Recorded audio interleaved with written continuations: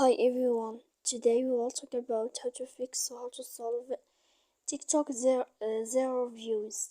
To know how to fix or how to solve TikTok zero views, you should just go to settings like this. We will click.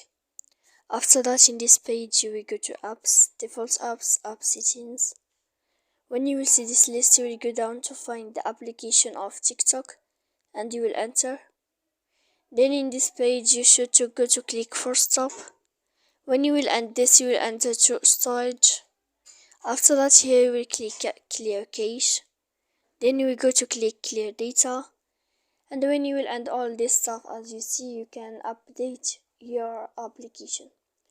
So please don't forget to support us by like and subscribe. See you next time in another video. And thank you for watching.